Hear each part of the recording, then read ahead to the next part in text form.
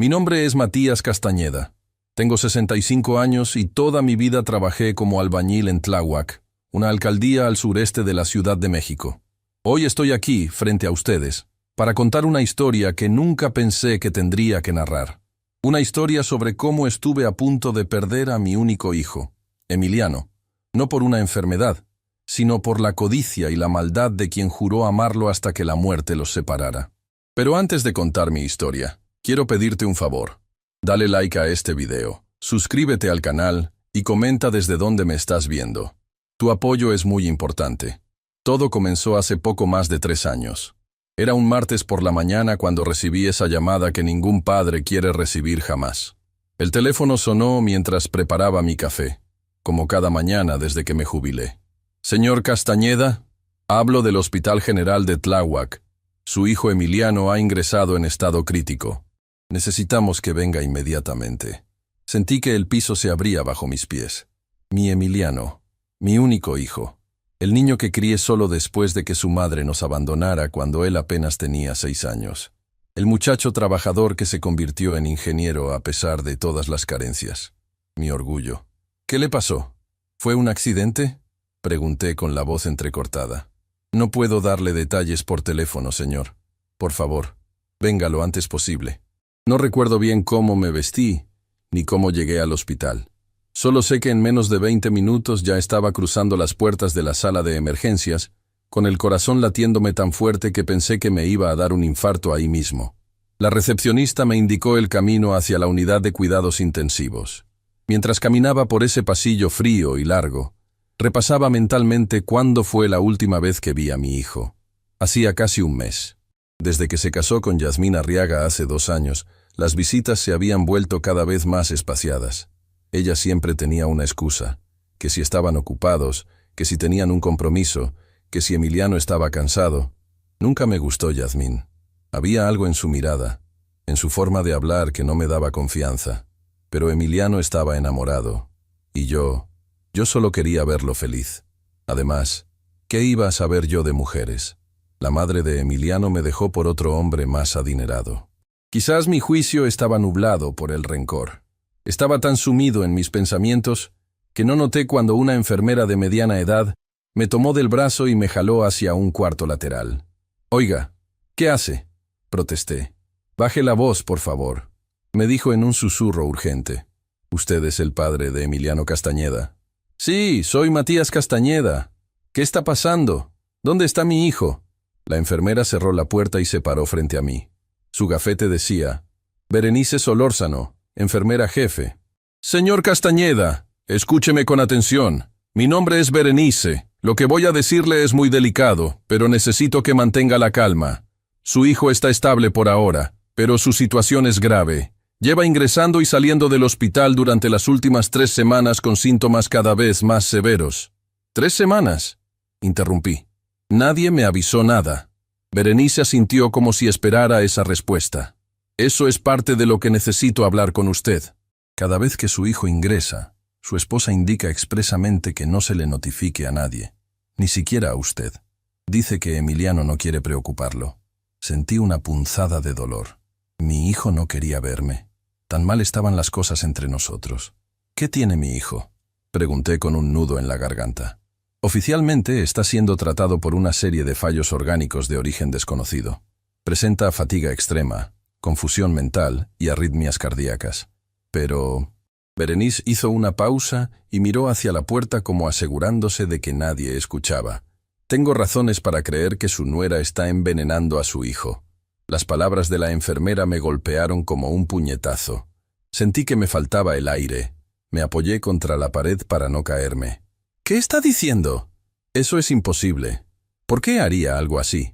«Escóndase aquí», dijo Berenice, ignorando mi pregunta y señalando un pequeño armario de suministros en la esquina de la habitación. «Yasmín está en la cafetería, pero volverá en cualquier momento. Necesito mostrarle algo, pero no puede verlo aquí». Aún aturdido, me metí en el armario. Era estrecho y oscuro. Apenas cabía entre las cajas de guantes y materiales médicos. A través de una pequeña rendija podía ver parte de la habitación.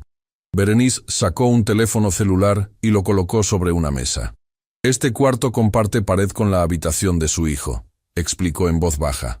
Hace unos días noté comportamientos extraños en la señora Arriaga. Siempre insiste en traer comida de casa para Emiliano. No permite que nadie más le dé de comer, y curiosamente, su estado empeora después de cada comida. Así que se detuvo cuando escuchamos pasos acercándose por el pasillo. La puerta se abrió, y entró un hombre de traje. Por la rendija pude ver que era un tipo alto, de unos 40 años, con un maletín de cuero.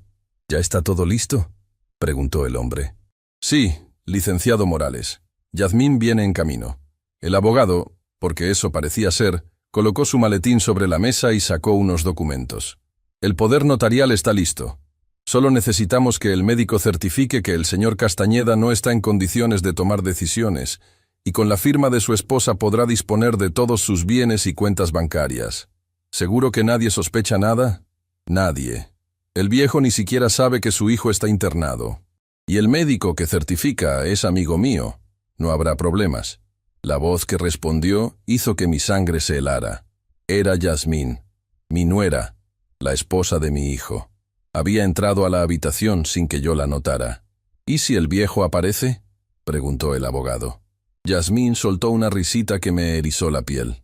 No te preocupes. Emiliano y su padre llevan meses sin hablarse. Me encargué de eso personalmente. El viejo es un simple albañil, ni siquiera terminó la primaria. No entenderá nada de lo que está pasando. Apreté los puños con tanta fuerza que me clavé las uñas en las palmas. Quería salir de ese armario y enfrentarlos, pero algo me detuvo. Necesitaba escuchar más. Lo importante ahora, continuó Yasmín, es acelerar el proceso.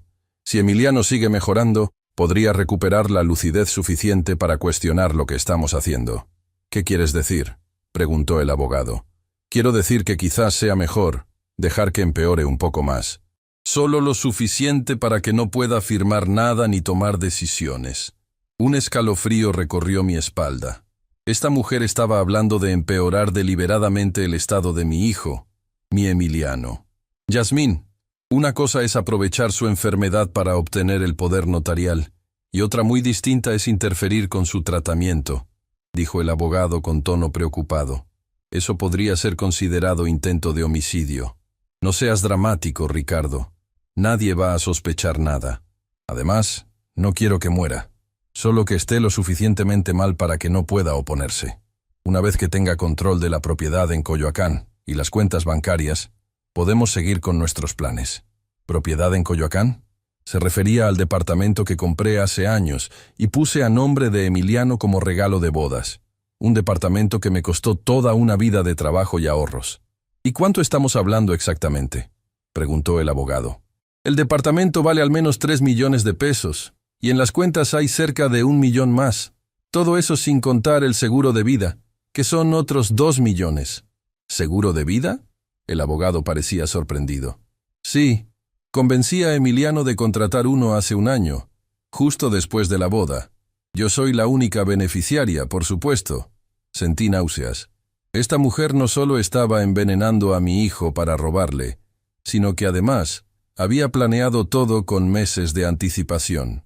Bueno, lo importante ahora es conseguir ese poder notarial, dijo el abogado. Con eso podrás disponer de todo sin necesidad de otras medidas. Exacto. Y una vez que tengamos todo a mi nombre, podemos vender el departamento y desaparecer. Ya tengo compradores interesados. ¿Y si el viejo intenta impugnar la transferencia? Yasmín soltó otra de esas risas frías que me helaban la sangre. ¿Con qué dinero? Además, cuando eso suceda, ya estaremos lejos. Tú te llevas tu parte, yo la mía, y adiós, México. La conversación continuó, pero yo apenas podía procesar lo que estaba escuchando. Mi nuera, la mujer en quien mi hijo había confiado, estaba envenenándolo lentamente para quedarse con todo lo que él tenía. Y yo había estado tan distanciado, que ni siquiera sabía que mi hijo estaba enfermo. Después de unos minutos más de conversación sobre detalles legales, Yasmín y el abogado salieron de la habitación. Apenas se cerró la puerta, Berenice abrió el armario donde yo estaba escondido. «Señor Castañeda, ¿está bien?», preguntó con genuina preocupación. No podía hablar. Tenía un nudo en la garganta y las lágrimas corrían por mis mejillas. Me sentía impotente, furioso y aterrado al mismo tiempo. ¿Lo grabó todo?, Logré preguntar finalmente. Berenice asintió y me mostró su teléfono. Tengo esta grabación y otras más. Llevo días sospechando que algo no estaba bien. La señora Arriaga siempre trae comida para su hijo. Insiste en alimentarlo ella misma y sus síntomas empeoran después de cada comida. Al principio pensé que podría ser una alergia a algo que ella preparaba, pero ahora... Necesito ver a mi hijo, dije, poniéndome de pie con determinación. Y lo verá, pero tenemos que ser cuidadosos, respondió Berenice. Yasmín controla quién entra y sale de la habitación. Si sospecha algo, podría acelerar sus planes. ¿Qué sugiere que hagamos? Primero, necesitamos pruebas del envenenamiento. He estado guardando muestras de la comida que ella trae. Un amigo que trabaja en un laboratorio privado está analizándolas. Debería tener los resultados hoy mismo. ¿Y mientras tanto mi hijo sigue comiendo lo que ella le trae? No. Desde que empecé a sospechar, he estado cambiando las bandejas. Él recibe comida del hospital, aunque ella cree que come lo que ella trae. Sentí un profundo agradecimiento hacia esta mujer que, sin conocernos, había estado protegiendo a mi hijo. ¿Por qué hace esto?, pregunté. ¿Por qué se arriesga así por nosotros? Berenice me miró fijamente antes de responder. Porque hace 5 años perdí a mi hermano de manera similar. Su esposa lo envenenó lentamente durante meses antes de que alguien se diera cuenta. Para cuando lo descubrimos, ya era demasiado tarde. Juré que nunca más permitiría que algo así sucediera si estaba en mis manos evitarlo. Su confesión me dejó sin palabras. El dolor en sus ojos era genuino, y me hizo darme cuenta de que no estaba solo en esto. ¿Qué hacemos ahora?, pregunté. Ahora vamos a ver a su hijo. Yasmín acaba de irse con el abogado a la notaría para preparar los documentos. Tenemos al menos 2 horas antes de que regrese. Seguí a Berenice por los pasillos del hospital hasta llegar a la habitación de Emiliano. Nada me había preparado para lo que vi. Mi hijo, siempre fuerte y lleno de vida, yacía en esa cama de hospital conectado a múltiples máquinas. Estaba pálido, delgado, con ojeras profundas. Apenas lo reconocí. «Emiliano», susurré, acercándome a su cama. Él abrió los ojos lentamente. Por un momento pareció confundido, como si no me reconociera. Luego, sus ojos se llenaron de lágrimas. «¿Papá?». Su voz era apenas audible. «¿Qué haces aquí? Yasmín dijo que no querías verme». Esas palabras me rompieron el corazón. Me senté junto a su cama y tomé su mano entre las mías. «Hijo, eso no es verdad. Yasmín nunca me dijo que estabas enfermo. Acabo de enterarme hoy». Emiliano cerró los ojos un momento, como procesando esta información. «Ella me dijo que te llamó varias veces, pero que tú decías que estabas ocupado, que no querías saber nada de mí desde que discutimos por la propiedad». «¿Qué discusión? Nunca discutimos por ninguna propiedad. La de Coyoacán. Me dijo que te enojaste porque la puse a su nombre. Sentí que la furia crecía dentro de mí. Esta mujer no solo estaba envenenando a mi hijo, sino que había estado manipulándolo, poniéndolo en contra mía. Hijo, ese departamento es tuyo. Te lo regalé. Nunca me enojaría por lo que hicieras con él. Es tuyo para hacer lo que quieras». Berenice, que había estado revisando los monitores, intervino. «Emiliano, ¿has notado algo extraño en la comida que te trae Yasmín?». Él pareció confundido por la pregunta. «No, sabe normal. Aunque últimamente todo me sabe un poco amargo. Los médicos dicen que es por los medicamentos». «¿Y cuándo comenzaste a sentirte mal?», preguntó Berenice. «Hace unas 3 o 4 semanas, creo. Empecé con mareos y fatiga. Pensé que era estrés por el trabajo. Luego comencé a tener taquicardias y confusión. Yasmín insistió en traerme al hospital. Miré a Berenice, que asentía como confirmando sus sospechas. «Emiliano, hay algo que debes saber», comencé, pero Berenice me detuvo. «Aún no, señor Castañeda. Primero necesitamos esas pruebas. Si le decimos ahora, podría alterarse y empeorar su condición». Entendí su punto, pero me dolía ver a mi hijo así, engañado por la mujer que supuestamente lo amaba. «¿Has hablado con Yasmín sobre poner propiedades o cuentas a su nombre?», pregunté, tratando de sonar casual. Emiliano frunció el ceño. «No exactamente. Ella mencionó algo sobre un poder para manejar nuestras finanzas mientras estoy enfermo, pero no he firmado nada aún. Los médicos dicen que no estoy en condiciones de tomar decisiones importantes». «Y tienen razón», intervino Berenice. Tu estado de confusión podría afectar tu juicio. No deberías firmar nada hasta que estés completamente recuperado. Pero Yasmín dice que es urgente, por los pagos de la hipoteca y... No hay hipoteca, hijo. Interrumpí. El departamento está completamente pagado. Te lo di libre de deudas. Esto pareció confundirlo aún más. Pero ella dijo... Se detuvo, como si de repente muchas piezas comenzaran a encajar en su mente. Papá, ¿qué está pasando realmente? Miré a Berenice, que asintió levemente. Era hora de empezar a revelar la verdad. Hijo, tenemos razones para creer que Yasmín no ha sido honesta contigo. Sobre muchas cosas. En ese momento, el teléfono de Berenice sonó. Era un mensaje. Lo leyó rápidamente y su expresión se volvió sombría. Son los resultados del laboratorio, dijo. Han encontrado altos niveles de hipericina en las muestras de comida. Es un compuesto que se encuentra en la hierba de San Juan, pero en dosis muy altas puede causar exactamente los síntomas que presenta Emiliano. Fatiga, confusión, arritmias cardíacas. ¿Estás diciendo que mi esposa me está envenenando?, preguntó Emiliano con voz temblorosa. Ninguno de los dos respondió de inmediato. No hacía falta. La pregunta flotaba en el aire, pesada y terrible. Necesitamos más pruebas, dijo finalmente Berenice, y necesitamos un plan para conseguirlas. El celular de Emiliano, que estaba sobre la mesa junto a su cama, comenzó a sonar. Era Yasmín. Mi hijo me miró, con una mezcla de miedo y determinación en los ojos. Contesta, le dije. Actúa normal. No le digas que estoy aquí. Emiliano asintió y tomó el teléfono. Hola, mi amor, dijo, con una voz sorprendentemente normal considerando las circunstancias. Sí, estoy bien. No, no ha venido nadie. ¿La notaría? Sí, claro. Lo que tú digas. Te espero entonces. Colgó y nos miró. Viene para acá con el notario. Dicen que es urgente que firme unos papeles. Berenice y yo intercambiamos miradas. El tiempo se nos acababa. Tengo que salir de aquí antes de que llegue, dije. Pero no te voy a dejar solo con ella, hijo. Lo prometo. ¿Qué vamos a hacer, papá?, preguntó Emiliano. Y por un momento vi en sus ojos al niño que una vez me pedía que revisara los monstruos bajo su cama. No tenía todas las respuestas, pero sabía una cosa con certeza.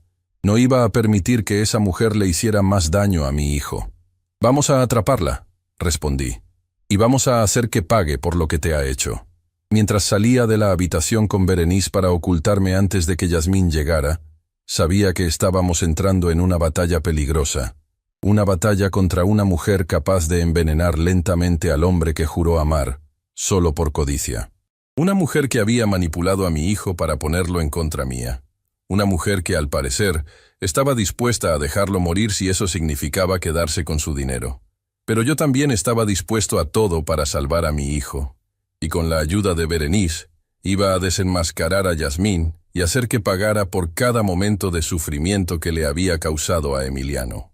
Lo que no sabía en ese momento es que esto era solo el comienzo de una pesadilla que pondría a prueba no solo mi amor por mi hijo, sino también mi propia fuerza y determinación para hacer justicia.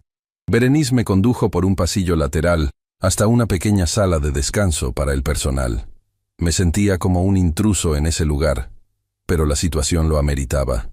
Mi hijo estaba en peligro, y yo haría cualquier cosa para protegerlo. Necesitamos un plan, dijo Berenice mientras me ofrecía un vaso de agua. Yasmín y el notario llegarán en cualquier momento. ¿No podemos simplemente denunciarla a la policía? Tenemos la grabación, respondí, aún sin poder creer completamente lo que estaba sucediendo. No es tan sencillo, señor Castañeda.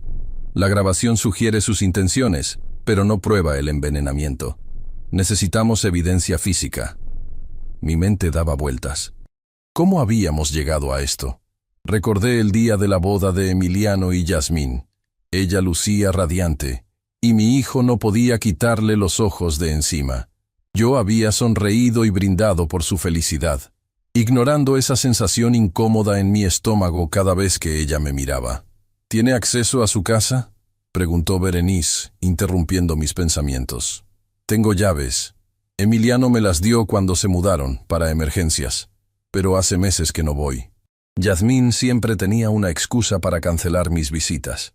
Ahí es donde podríamos encontrar lo que está usando para envenenarlo. Berenice consultó su reloj. Pero ahora lo más urgente es impedir que firme ese poder notarial. ¿Y cómo lo hacemos? Necesitamos aliados, dijo Berenice con determinación.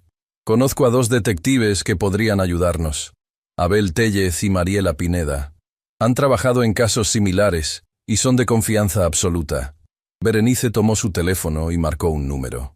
Habló brevemente, explicando la situación en términos médicos que yo apenas entendía. Cuando terminó la llamada, su expresión era más animada. Vienen en camino. Estarán aquí en menos de 1 hora. ¿Y mientras tanto? Mientras tanto, vamos a seguirle el juego a Yasmín. Usted se quedará aquí. Yo regresaré con Emiliano y actuaré con normalidad. Si ella sospecha algo, podría acelerar sus planes. La idea de quedarme escondido mientras esa mujer estaba cerca de mi hijo me revolvía el estómago, pero entendí que era lo más prudente. Si le parece bien, continuó Berenice, podríamos instalar una pequeña cámara en la habitación. Así podríamos tener evidencia visual si intenta administrarle algo. Hágalo, respondí sin dudar. Mientras Berenice se preparaba para regresar a la habitación de Emiliano, no pude evitar hacerle la pregunta que me atormentaba desde que escuché la conversación entre Yasmín y el abogado. ¿Cree que mi hijo sobrevivirá a esto? Berenice se detuvo en la puerta y me miró directamente a los ojos. Si actuamos rápido, sí. La hipericina en dosis altas es peligrosa, pero no hemos detectado daño permanente en sus órganos. Con el tratamiento adecuado, debería recuperarse por completo. Sus palabras me dieron un poco de alivio. Al menos había esperanza. Gracias, dije con sinceridad. No sé qué habría pasado si usted no hubiera sospechado. No me agradezca todavía, señor Castañeda. Esto apenas comienza. Con esas palabras, salió de la sala, dejándome solo con mis pensamientos y mi preocupación. Los minutos pasaban lentamente. Desde mi escondite, podía ver un pequeño monitor que Berenice había conectado, mostrando la habitación de Emiliano. Vi cómo Yasmín llegaba con un hombre de traje. Supuse que era el notario. Y cómo Berenice lo recibía con una sonrisa profesional que no revelaba nada de lo que sabía. Señora Arriaga, le recuerdo que el paciente no debe ser sometido a ningún tipo de estrés, escuché decir a Berenice. No se preocupe, enfermera. Esto será rápido, respondió Yasmín con ese tono dulce que ahora me sonaba tan falso.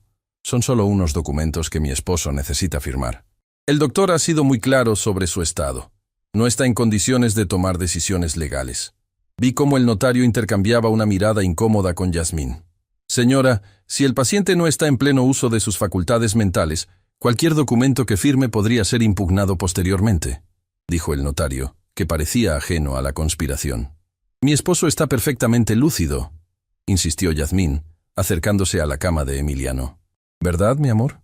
Emiliano, siguiendo nuestro plan, actuó como si estuviera más confundido de lo que realmente estaba. ¿Qué papeles? No entiendo. Los que hablamos, cariño, para que yo pueda manejar nuestras finanzas mientras te recuperas. No recuerdo. Me siento muy cansado. Vi cómo Yasmín apretaba los labios con frustración. Es solo un momento, amor. Una firma y podrás descansar. El notario parecía cada vez más incómodo. Señora Arriaga, en estas condiciones no puedo proceder. El señor claramente no está en estado de entender lo que está firmando. Por supuesto que entiende. Yasmín elevó la voz, perdiendo por un momento su fachada. Solo está un poco sedado por los medicamentos. Lo siento, pero mi ética profesional me impide continuar. El notario comenzó a recoger sus documentos. Cuando el paciente esté recuperado, pueden contactarme nuevamente. Yasmín parecía a punto de explotar, pero logró contenerse. Entiendo. Gracias por venir, licenciado. Lo llamaré en unos días. Cuando el notario se marchó, vi cómo Yasmín se transformaba. Su rostro, antes amable y preocupado, se endureció. Se acercó a Emiliano y le habló en voz baja, pero la cámara captó cada palabra. ¿Qué demonios fue eso? Te dije que era importante firmar hoy. No me siento bien, Yasmín. No puedo firmar algo que no entiendo. ¿Sabes cuánto me está costando mantener esta farsa? ¿Cuánto tiempo llevo planeando todo esto? Su voz era apenas un susurro, pero cargado de veneno.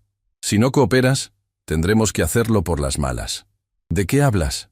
Me estás asustando. Vi cómo mi hijo intentaba alejarse de ella en la cama. Su expresión era de genuino temor. Descansa, cariño, dijo Yasmín, recuperando su tono dulce, al notar que Berenice regresaba a la habitación. «Traeré tu comida favorita más tarde». Cuando salió de la habitación, sentí que podía respirar nuevamente. Berenice se acercó a Emiliano y revisó sus signos vitales, susurrándole algo que no alcancé a escuchar. Minutos después, Berenice regresó a donde yo estaba escondido. «Los detectives llegarán en media hora», me informó. «Yasmín ha ido a la cafetería. Es nuestra oportunidad de revisar sus pertenencias». Seguí a Berenice hasta la habitación de Emiliano. Mi hijo me recibió con una débil sonrisa que me partió el corazón. Se veía tan vulnerable, tan distinto al hombre fuerte que yo había criado. «Papá, no puedo creer que esto esté pasando», dijo con voz quebrada. «¿Cómo no me di cuenta?» Me acerqué y tomé su mano. «No es tu culpa, hijo. Las personas como ella son expertas en manipular. Me alejó de ti poco a poco», continuó Emiliano, como si necesitara desahogarse.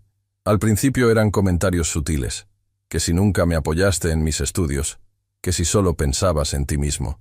Luego empezó a revisar mi teléfono, a controlar con quién hablaba. Cuando me opuse, armaba escenas terribles, amenazaba con hacerse daño. Llegué a creer que yo era el problema. Cada palabra era como una puñalada. Como no había visto las señales. Cuando puse el departamento a su nombre, continuó Emiliano, dijo que era para protegernos, por si algo te pasaba a ti, que así estaríamos seguros. Y yo le creí. Dios, fui tan estúpido. «No hables más, hijo. Necesitas conservar tus fuerzas», interrumpí, incapaz de seguir escuchando su dolor. Ahora lo importante es conseguir pruebas. Berenice, que había estado revisando discretamente el bolso de Yasmín, nos llamó en voz baja. «Miren esto».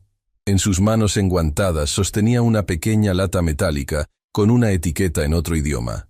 Dentro había varios sobrecitos con un polvo verdoso. «Parece té de hierbas, pero apostaría que es extracto concentrado de hipérico», dijo Berenice.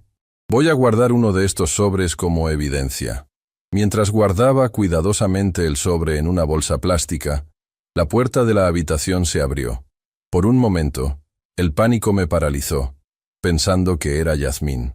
Pero eran dos personas que no conocía. Un hombre de unos 50 años, corpulento, con expresión seria, y una mujer más joven, de aspecto decidido. «Abel, Mariela, gracias por venir tan rápido», dijo Berenice con evidente alivio. «¿Dónde está la sospechosa?», preguntó la mujer sin preámbulos. «En la cafetería. Tenemos unos minutos antes de que regrese». Berenice me presentó a los detectives Abel Telles y Mariela Pineda. Mientras les mostraba la grabación y las pruebas que habíamos encontrado, sentí una mezcla de alivio y temor. Por fin teníamos ayuda profesional, pero esto hacía que todo fuera más real, más definitivo. «Con esto tenemos suficiente para una investigación formal», dijo el detective Tellez después de examinar las pruebas. «Pero si queremos asegurar una condena, necesitamos atraparla en el acto». «¿Qué sugiere?», pregunté. «Una trampa», respondió la detective Pineda. «Hacer que revele sus intenciones frente a testigos confiables o, mejor aún, que intente administrar el veneno cuando estemos vigilando». «Eso podría poner en peligro a mi hijo», protesté. «No llegaríamos a ese punto, señor Castañeda», me aseguró. «Intervendríamos antes de que pudiera hacerle daño». Mientras discutíamos los detalles del plan, escuchamos pasos acercándose por el pasillo. Era Yasmín. Los detectives apenas tuvieron tiempo de ocultarse en el baño de la habitación, mientras yo me deslizaba bajo la cama de Emiliano, tal como habíamos planeado en caso de emergencia. Desde mi posición, podía ver los pies de Yasmín moviéndose por la habitación. Traía una bolsa que colocó sobre la mesa auxiliar. «Te traje un licuado de frutas, amor», la escuché decir con ese tono empalagoso que ahora me revolvía el estómago. «Te ayudará a recuperar fuerzas». «No, no tengo hambre», respondió Emiliano débilmente. «Tienes que comer algo, cariño. El médico insiste en que necesitas nutrientes». Vi cómo sacaba un vaso de la bolsa y lo colocaba en la mesa junto a la cama. «Solo unos sorbos, ¿sí? Por mí». «¿Qué tiene?», preguntó Emiliano. «Sabe diferente últimamente. Son solo frutas y un poco de miel», respondió Yasmín con impaciencia mal disimulada. «¿Por qué tantas preguntas? ¿No confías en mí? Es que la última vez que tomé uno de tus licuados me sentí peor. Vi cómo Yasmín se tensaba. Sus pies cambiaron de posición, como si se estuviera acercando más a la cama. Emiliano, no empieces con eso otra vez. Sabes que es tu enfermedad la que te hace sentir mal, no mi comida. Entonces, ¿por qué no quieres que coma la comida del hospital? Hubo un silencio tenso. Casi podía sentir la furia de Yasmín creciendo. ¿Por qué no saben preparar las cosas como te gustan? Respondió finalmente, con un esfuerzo evidente por mantener la calma. Además, ¿desde cuándo cuestionas lo que hago por ti? Después de todo lo que he sacrificado. ¿Qué has sacrificado, Yasmín? La voz de Emiliano sonaba más firme ahora. Desde que nos casamos, te has alejado de tus amigos, has dejado tu trabajo. Pasas todo el día en casa, controlando cada aspecto de mi vida. Lo hice por ti, exclamó ella, perdiendo la compostura. Para ser una buena esposa, para cuidarte. ¿Envenenándome?, soltó Emiliano de repente. El silencio que siguió fue ensordecedor. Por un momento, nadie respiró en esa habitación. ¿De qué estás hablando? La voz de Yasmín temblaba ligeramente. De esto. Emiliano debió mostrarle algo, porque escuché a Yasmín jadear. Lo encontré en tu bolso. ¿Qué es, Yasmín? ¿Qué me has estado dando? Eso es un suplemento natural, balbuceó. Para la energía. Te lo he estado dando porque te veía cansado. Es por tu bien. ¿Por mi bien? La voz de Emiliano se quebró. ¿Acabar en el hospital conectado a máquinas es por mi bien? No entiendes. Yo solo quería... ¿Qué, Yasmín? ¿Qué querías? Mi dinero, el departamento, el seguro de vida. No, yo te amo, Emiliano. Todo lo que hago es por nosotros, por nuestro futuro. ¡Mentirosa!, gritó Emiliano con una fuerza que me sorprendió. Te escuché hablar con el abogado. Lo escuché todo. Fue en ese momento cuando los detectives salieron de su escondite. Yasmín intentó huir, pero Mariela Pineda la interceptó en la puerta. Yasmín Arriaga queda detenida por intento de homicidio y fraude, anunció la detective mientras le colocaba las esposas. Salí de mi escondite y me puse de pie junto a la cama de mi hijo. Ver la cara de sorpresa y terror de Yasmín al verme allí fue casi satisfactorio. ¿Tú?, murmuró con incredulidad. ¿Qué hace este viejo aquí? Este viejo, respondí con toda la dignidad que pude reunir. Es el padre que va a asegurarse de que pagues por cada día que has hecho sufrir a mi hijo. Mientras los detectives se llevaban a Yasmín, que alternaba entre gritos de rabia y falso llanto, me senté junto a Emiliano. Estaba pálido y agotado, pero había una chispa en sus ojos que no había visto en mucho tiempo. La chispa de quien comienza a liberarse de una larga y oscura pesadilla. «Papá», dijo en voz baja, «lo siento tanto. Debí escucharte. Debí darme cuenta». «No es momento para eso, hijo», respondí, apretando su mano. «Ahora lo importante es que te recuperes.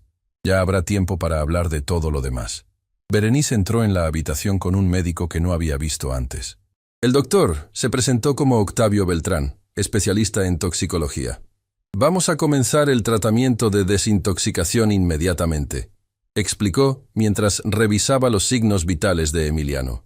«Por suerte, no parece haber daño permanente en los órganos. Con el tratamiento adecuado, debería recuperarse por completo en unas semanas». Mientras el doctor y Berenice trabajaban, me quedé junto a mi hijo, sosteniendo su mano como cuando era pequeño y tenía fiebre.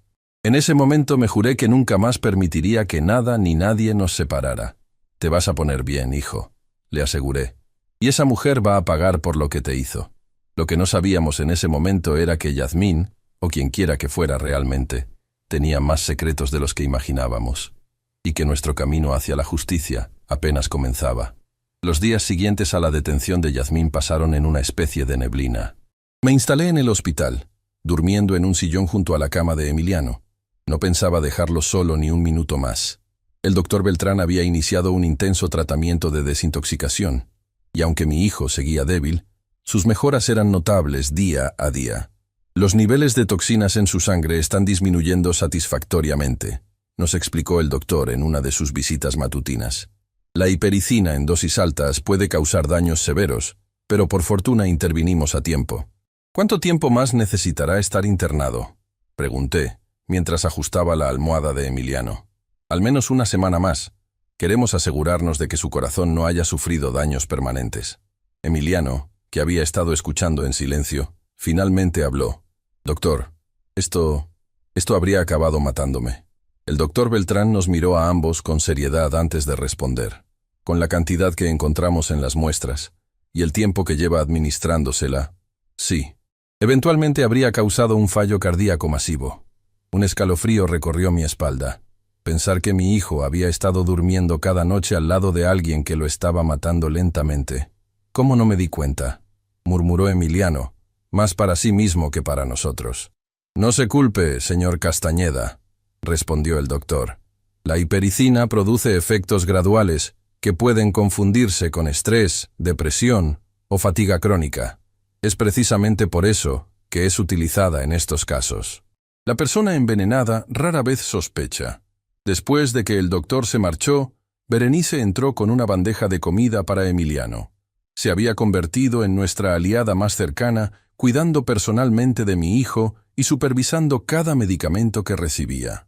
«Tengo noticias», dijo en voz baja mientras comprobaba que nadie nos escuchaba. «Los detectives han estado investigando a Yasmín. No van a creer lo que han descubierto». «¿Qué encontraron?», preguntó Emiliano incorporándose ligeramente en la cama. «Su verdadero nombre no es Yasmín Arriaga. Se llama Mariana Ferraz y es brasileña.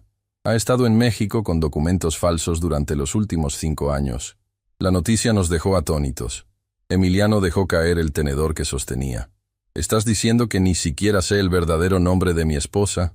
Su voz temblaba entre la incredulidad y la rabia. «Eso no es todo», continuó Berenice. «Tiene antecedentes en Brasil y Argentina. Ha hecho esto antes, al menos 2 veces. Se casa con hombres adinerados, los envenena gradualmente y desaparece con sus bienes antes de que alguien pueda conectarla con las muertes. Sentí que me faltaba el aire. No solo estábamos tratando con una estafadora, sino con una asesina en serie». «¿Las otras víctimas murieron?», pregunté con un hilo de voz. «Una sí, un empresario en Sao Paulo. El caso se cerró como un ataque cardíaco. La otra víctima, en Buenos Aires, sobrevivió, pero quedó con daños neurológicos permanentes. Nunca pudieron probar que fue ella, porque desapareció antes de que las autoridades la vincularan». Emiliano cerró los ojos, como si el peso de esta revelación fuera demasiado para soportar. Cuando los abrió, había una determinación feroz en su mirada. «Quiero que pague por todo, por lo que me hizo a mí y por lo que les hizo a esos hombres». «Lo hará», aseguró Berenice. «Esta vez tenemos pruebas sólidas. Y los detectives están trabajando con Interpol para unir todos los casos». En ese momento, alguien llamó a la puerta. Eran los detectives Telles y Pineda. Abel Telles traía una carpeta gruesa bajo el brazo, mientras Mariela Pineda sostenía lo que parecía ser una laptop. «¿Cómo se siente, señor Castañeda?», preguntó la detective Pineda, dirigiéndose a Emiliano. «Mejor cada día», respondió mi hijo. «Berenice nos estaba contando lo que han descubierto». «Y hay más», dijo el detective Tellez, colocando la carpeta sobre la mesa auxiliar. «Hemos registrado su departamento con una orden judicial. Lo que encontramos confirma todo». Abrió la carpeta y comenzó a mostrar fotografías. Una maleta escondida en el fondo de un armario con varios pasaportes, tarjetas de identificación con diferentes nombres, tintes para el cabello, lentes de contacto de colores.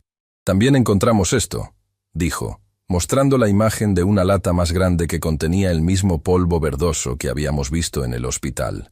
Estaba oculto en un compartimento secreto en la cocina, junto con varios libros sobre hierbas y toxinas naturales. «¿Y esto no levantó sospechas en la aduana cuando llegó a México?», pregunté. «Lo compró aquí», respondió la detective Pineda. «Encontramos recibos de una tienda herbolaria en Coyoacán. Se vende como suplemento natural para la depresión y el insomnio, completamente legal en dosis normales. Pero ella usaba cantidades muy superiores a las recomendadas», añadió Telles. «Y lo más perturbador es esto». Giró la laptop hacia nosotros. En la pantalla había un documento que parecía una especie de diario, pero estructurado como un estudio científico. «Es un registro detallado de las dosis que te administraba», explicó, dirigiéndose a Emiliano. «Anotaba tus síntomas día a día, ajustando las cantidades según cómo reaccionabas, como un experimento macabro». Emiliano palideció al ver el documento. Sus manos se aferraron a las sábanas hasta que los nudillos se le pusieron blancos. ¿Y el abogado?, preguntó finalmente. ¿Ricardo Morales? Lo estamos investigando, respondió Pineda. Afirma que no sabía nada del envenenamiento, que ella solo lo contrató para gestionar el poder notarial. Podría ser cierto, pero hemos encontrado transferencias sospechosas a una cuenta en Panamá que podrían vincularlo más profundamente. ¿Cuánto tiempo estuvo planeando esto?, preguntó Emiliano con la voz quebrada. El detective Tellez consultó sus notas antes de responder. Según lo que hemos reconstruido, comenzó a investigarte aproximadamente 6 meses antes de conocerte. Encontramos un archivo con todos tus datos, dónde trabajabas, tus hábitos, tus propiedades, incluso fotografías tomadas a distancia. Te estudió como un depredador estudia a su presa. Un silencio pesado llenó la habitación. Era demasiado para procesar de una sola vez. ¿Cómo me encontró?, preguntó Emiliano después de un momento. ¿Por qué yo? Parece que buscaba específicamente hombres con propiedades a su nombre y sin muchos familiares cercanos, explicó Pineda. Probablemente te identificó a través de registros públicos de propiedad. El departamento en Coyoacán fue lo que llamó su atención. El departamento que te regalé, murmuré, sintiendo una punzada de culpa. No es tu culpa, papá, dijo Emiliano, tomando mi mano. Tú querías darme seguridad. No podías saber que eso me convertiría en un objetivo. Berenice, que había estado escuchando en silencio, intervino. ¿Cuál es la situación legal ahora? ¿Qué cargos enfrenta? Por el momento, intento de homicidio, fraude de identidad, falsificación de documentos y estafa, respondió Tellez. Estamos trabajando con las autoridades de Brasil y Argentina para añadir los cargos por los casos anteriores. Podría enfrentar hasta 30 años de prisión. No es suficiente, dijo Emiliano con amargura. Entiendo cómo te sientes, respondió la detective Pineda con empatía. Pero te aseguro que no saldrá de prisión en mucho tiempo. Y lo más importante es que estás vivo, y podrás recuperarte por completo. ¿Puedo verla?, preguntó Emiliano de repente. ¿Qué?, exclamé sorprendido. ¿Por qué querrías ver a esa mujer? Necesito mirarla a los ojos, papá. Necesito preguntarle. Necesito entender. Los detectives intercambiaron miradas. No creo que sea una buena idea en este momento, dijo Tellez con cautela. Está jugando al papel de víctima, alegando que te amaba de verdad y que los suplementos eran para ayudarte con tu depresión. Es manipuladora y peligrosa, incluso tras las rejas. Además, añadió Pineda, cualquier contacto podría complicar el caso legal. Tu testimonio será crucial en el juicio, y sus abogados podrían usar cualquier interacción para debilitarlo. Emiliano asintió lentamente, aunque pude ver en sus ojos que la idea seguía dando vueltas en su mente. «Hay algo más que deberían saber», dijo Berenice después de un momento. «He estado revisando los registros médicos de Emiliano de los últimos meses. Encontré algo preocupante». Sacó de su bolsillo una hoja de papel doblada y la extendió sobre la cama. «Estas son las fechas de tus ingresos anteriores al hospital, Emiliano. 4 en total durante los últimos 3 meses. En cada uno, Yasmín, o Mariana, insistió en que tus síntomas eran causados por estrés o agotamiento. Pero si observas la progresión, es claro que estaba experimentando, aumentando gradualmente las dosis para ver cuánto podías tolerar. Dios mío, murmuré, sintiendo náuseas al comprender el nivel de cálculo y crueldad. En el último ingreso, 2 semanas antes de este, tuviste una arritmia severa que casi te cuesta la vida, continuó Berenice. Según las notas del médico de guardia, Yasmín mencionó que tenías antecedentes de problemas cardíacos. Nunca he tenido problemas de corazón, protestó Emiliano. Exactamente. Estaba preparando el terreno para que tu eventual muerte pareciera natural, causada por una condición preexistente. Los detectives tomaron nota de esta nueva información. Esto refuerza el caso de premeditación, dijo Tellez. Sus abogados no podrán alegar que fue un accidente o un malentendido. Mientras hablábamos, noté que Emiliano se veía cada vez más cansado. El esfuerzo de esta conversación estaba pasándole factura. Creo que es suficiente por hoy, dije, poniéndome de pie. Mi hijo necesita descansar. Los detectives asintieron y comenzaron a recoger sus documentos. Volveremos mañana con más información, dijo Pineda. Por ahora, hemos asignado un oficial de guardia en el pasillo, solo por precaución. ¿Creen que podría intentar algo? Pregunté alarmado. Es poco probable. Está bajo custodia estricta, respondió Tellez. Pero en casos como este, preferimos ser extremadamente cautelosos. Especialmente porque aún no sabemos si tiene cómplices. Después de que los detectives se marcharon, Berenice ayudó a Emiliano a acomodarse para descansar. «Intentaré dormir un poco», dijo mi hijo. «Pero tengo tantas preguntas dando vueltas en mi cabeza». «Es normal», respondió Berenice con gentileza. «Has sufrido una traición enorme. Tomará tiempo procesar todo esto». Cuando Emiliano finalmente se quedó dormido, Berenice me hizo una seña para que la siguiera fuera de la habitación. «Señor Castañeda, hay algo que no mencioné frente a su hijo para no alterarlo más», dijo en voz baja una vez que estuvimos en el pasillo. «Cuando revisamos las búsquedas en la computadora de Yasmín, encontramos que había estado investigando cómo falsificar un testamento. Sentí un escalofrío recorrer mi espina. ¿Crees que planeaba matarlo y quedarse con todo? Sí», completó Berenice.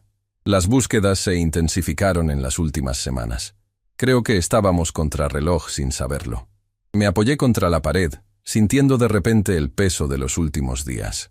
No puedo creer lo cerca que estuvimos de perderlo.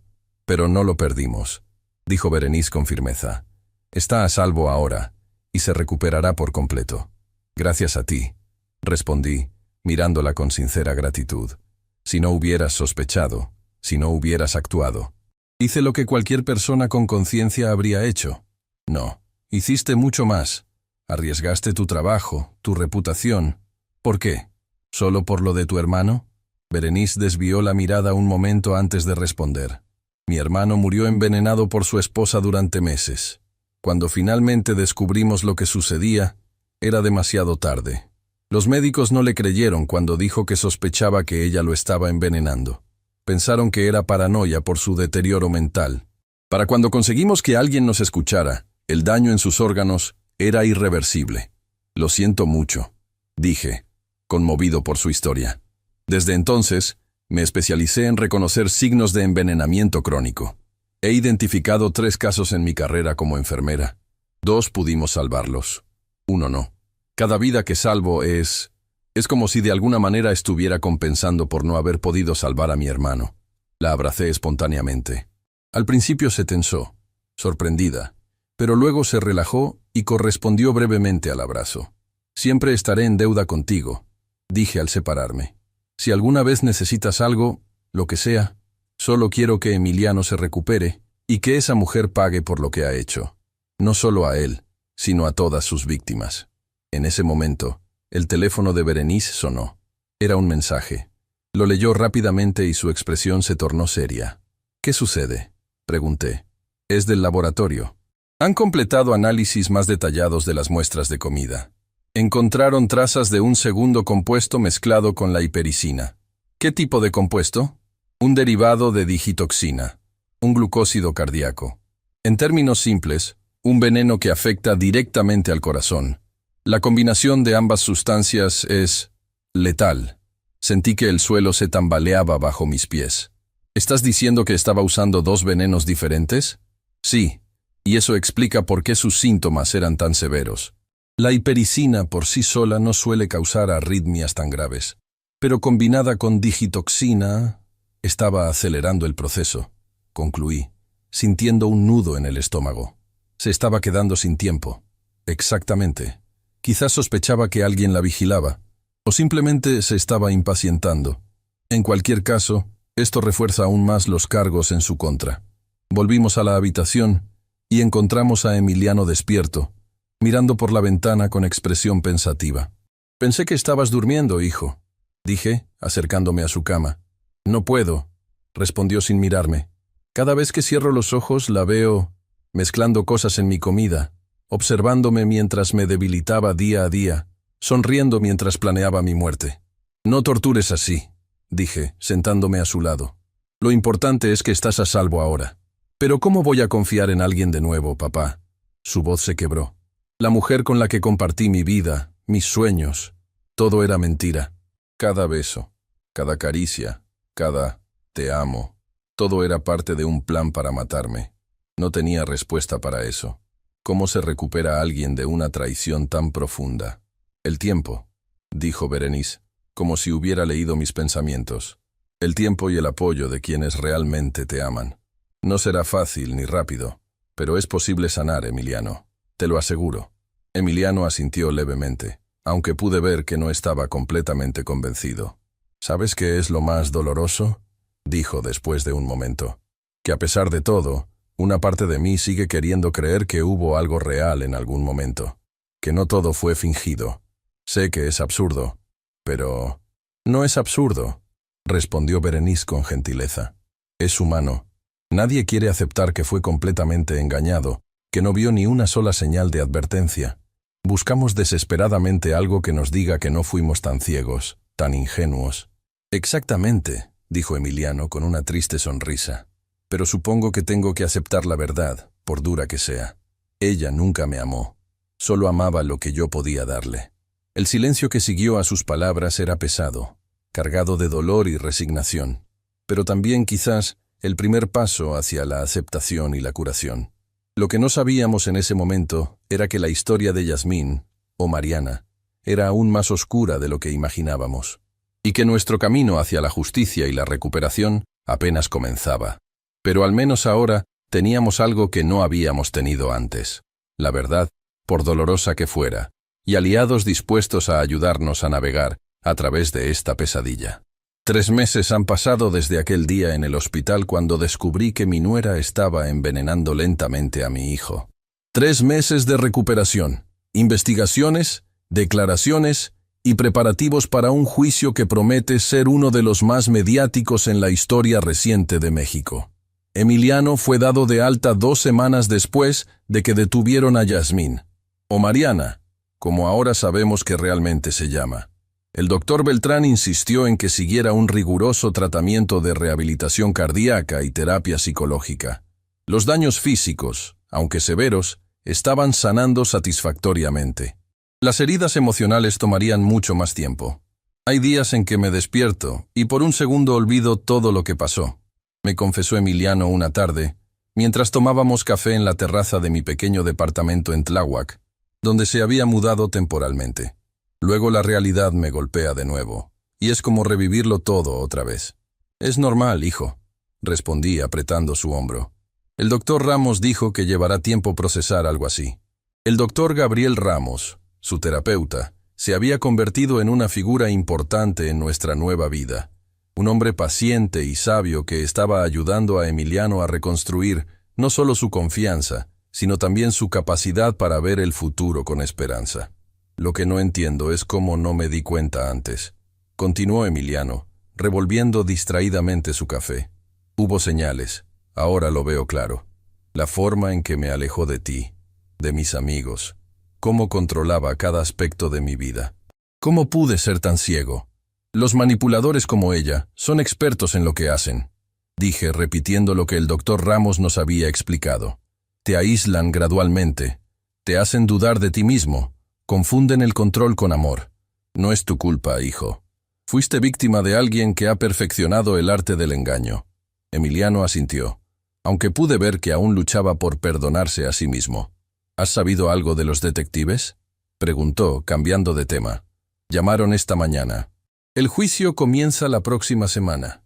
Quieren que repasemos nuestras declaraciones una última vez. El simple hecho de mencionar el juicio bastó para que la expresión de Emiliano se tensara. La idea de enfrentar a Mariana en la corte, de revivir cada detalle de su engaño y su intento de asesinato, lo llenaba de ansiedad. Estaré ahí contigo en cada momento, le aseguré. Y Berenice también.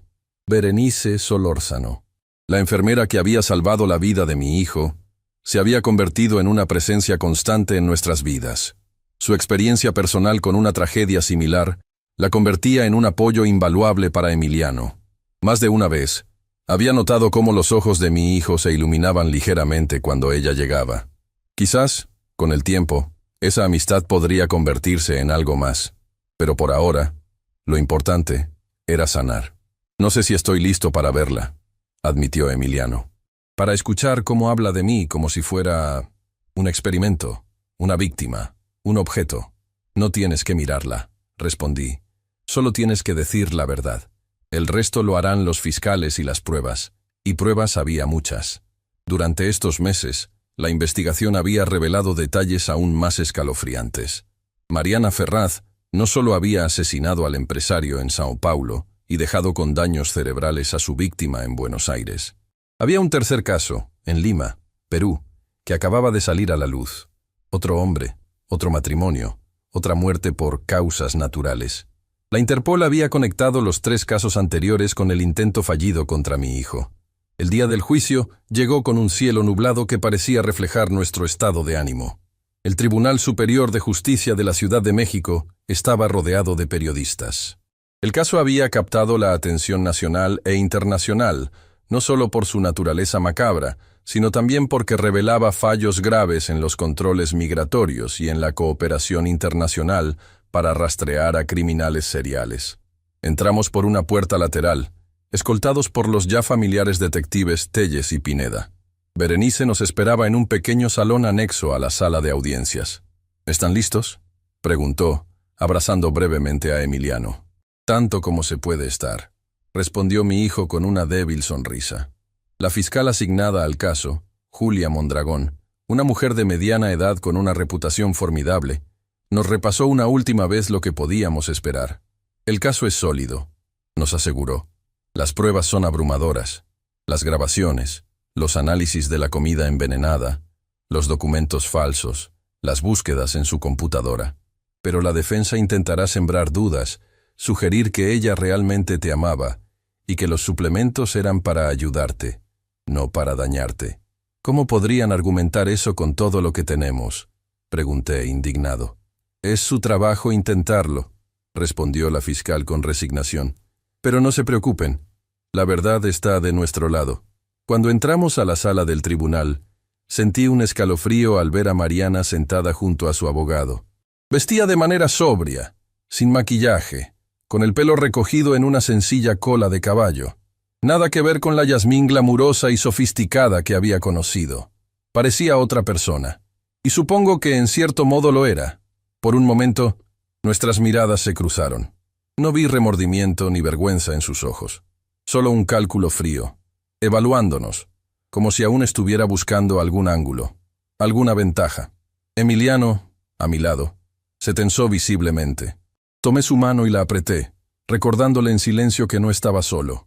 El juicio fue tan brutal como habíamos anticipado. La defensa, tal como predijo la fiscal Mondragón, intentó presentar a Mariana como una esposa amorosa que solo quería ayudar a su marido con remedios naturales. Argumentaron que el estrés de Emiliano, su supuesta depresión y sus problemas de sueño la habían llevado a buscar alternativas a la medicina tradicional. Mi clienta puede haber cometido errores al administrar dosis incorrectas, pero nunca tuvo la intención de dañar a su esposo, alegó su abogado. El poder notarial que buscaba era para proteger sus intereses conjuntos mientras él se recuperaba. Fue el turno de Emiliano de testificar. Mientras subía al estrado, pude ver cómo respiraba profundamente, reuniendo toda su fuerza. «Señor Castañeda, ¿puede decirnos cuándo comenzó a sentirse enfermo?», preguntó la fiscal. «Aproximadamente 3 meses antes de mi hospitalización final», respondió Emiliano con voz clara. «Primero fueron pequeñas cosas, mareos, fatiga, dificultad para concentrarme. Luego empeoró gradualmente. Taquicardias, confusión mental, debilidad extrema. ¿Y quién preparaba sus alimentos durante este periodo?». «Yasmín», se corrigió. «Mariana. Ella insistía en preparar todo lo que yo comía y bebía.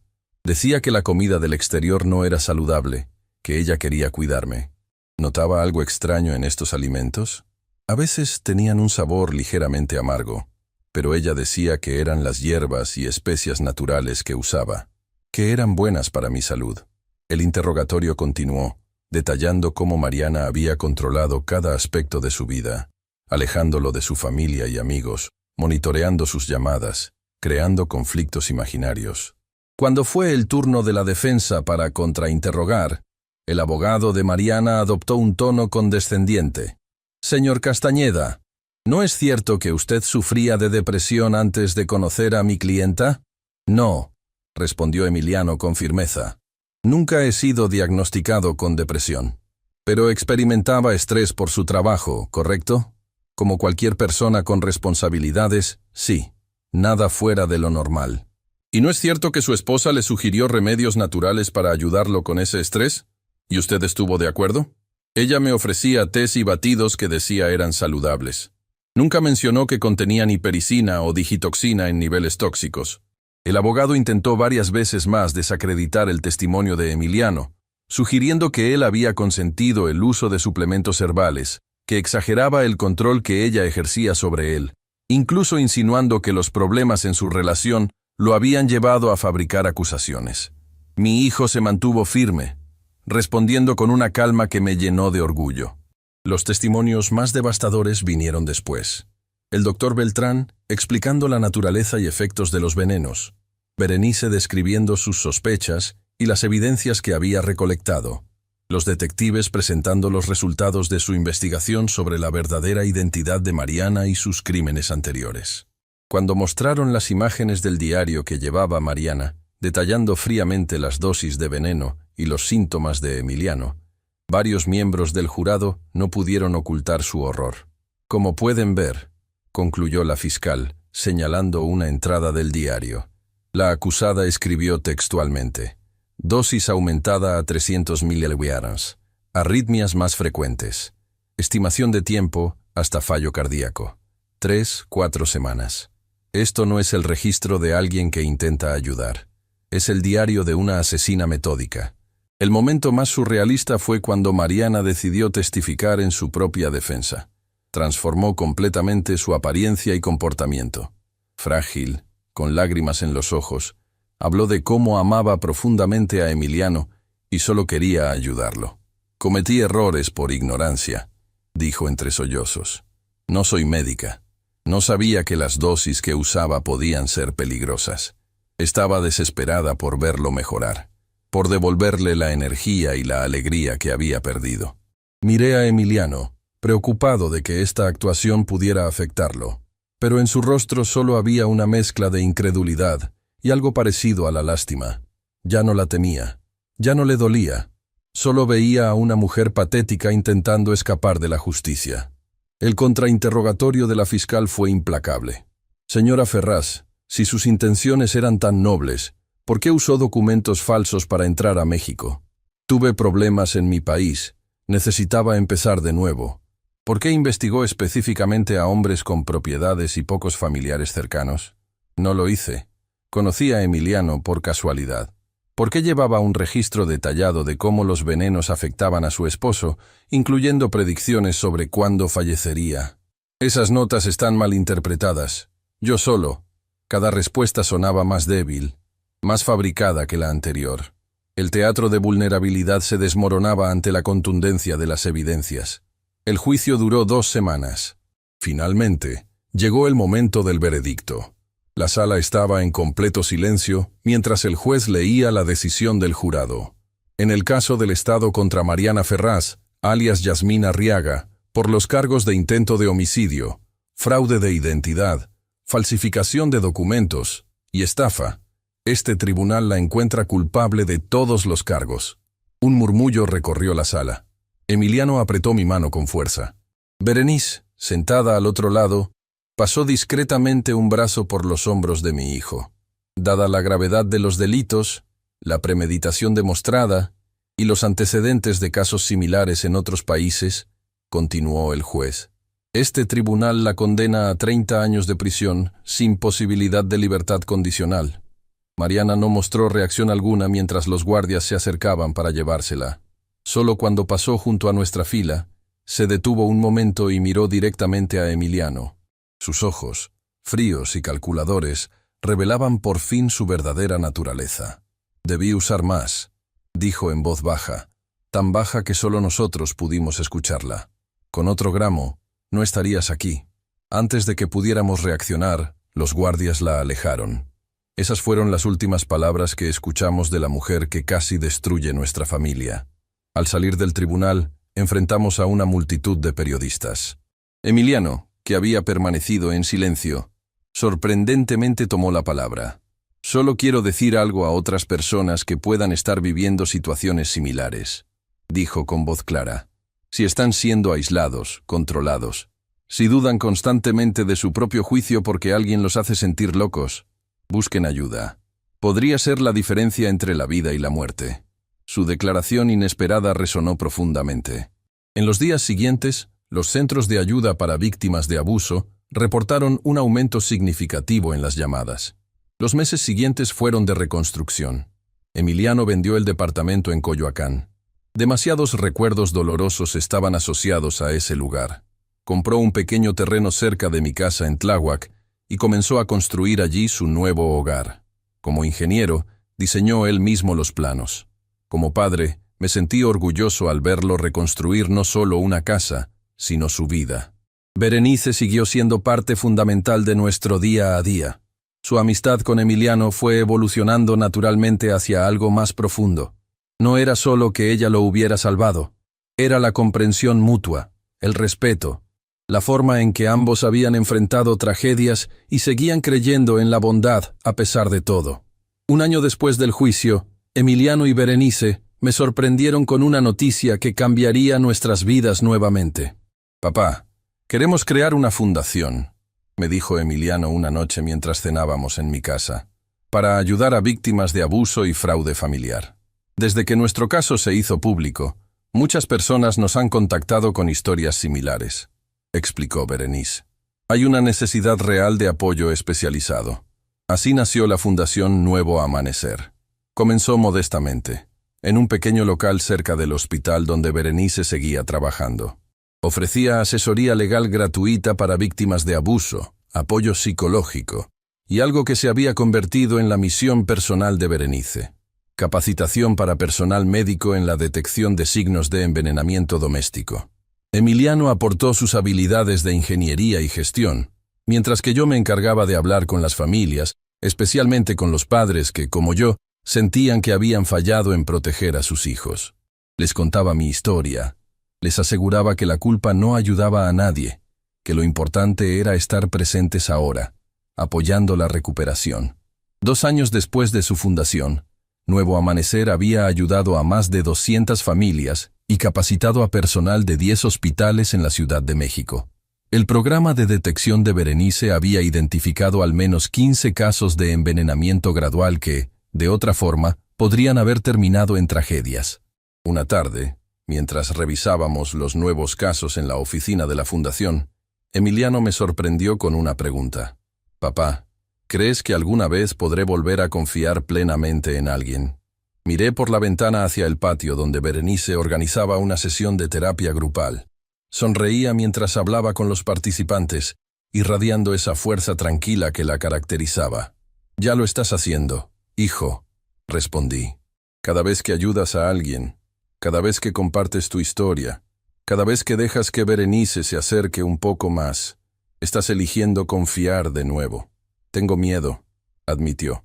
«No de Mariana. Ella está donde debe estar. Tengo miedo de mí mismo, de mi capacidad para juzgar a las personas». «El miedo es normal», dije, recordando las palabras del doctor Ramos. «Pero no dejes que te paralice. Has sobrevivido a algo terrible y has transformado esa experiencia en algo que ayuda a otros. Eso requiere un tipo de fortaleza que pocas personas tienen». Emiliano asintió lentamente, considerando mis palabras. «¿Sabes qué es lo más extraño?», dijo después de un momento. «Que en cierto modo, me siento agradecido por lo que pasó. No por el envenenamiento, claro, sino por lo que vino después. Nunca habríamos creado la fundación, nunca habría conocido realmente a Berenice.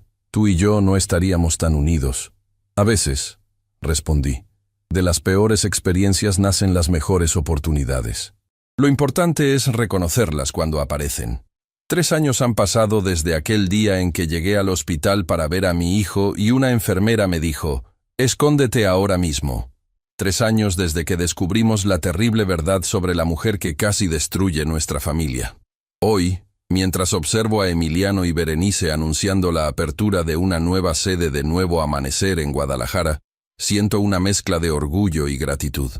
Mi hijo no solo sobrevivió a un intento de asesinato, emergió de esa experiencia con una nueva misión, un nuevo propósito. Como padre, siempre quieres proteger a tus hijos del dolor, pero a veces es precisamente a través del dolor que encuentran su camino. Lo que Mariana intentó destruir, nosotros lo reconstruimos, más fuerte y más significativo que antes. Y en cuanto a mí, el viejo albañil que nunca terminó la primaria, como me describió despectivamente Mariana, he aprendido que la verdadera fortaleza no está en los muros que construyes, sino en la capacidad de derribarlos cuando es necesario. Los muros entre mi hijo y yo cayeron, y en su lugar construimos puentes. Puentes que ahora ayudan a otros a encontrar su camino hacia la seguridad y la sanación. Quizás esa sea la lección más importante de toda esta historia, que incluso de los planes más oscuros pueden hacer la luz más brillante, que el veneno que estaba destinado a matar puede, paradójicamente, dar vida a algo nuevo y hermoso. Y eso, más que cualquier condena o castigo, es la verdadera justicia. Si mi historia te conmovió, compártela para que otros padres sepan que nunca es tarde para salvar a un hijo. Suscríbete y activa las notificaciones, porque hay muchas más historias reales que pueden salvar vidas como la de mi Emiliano.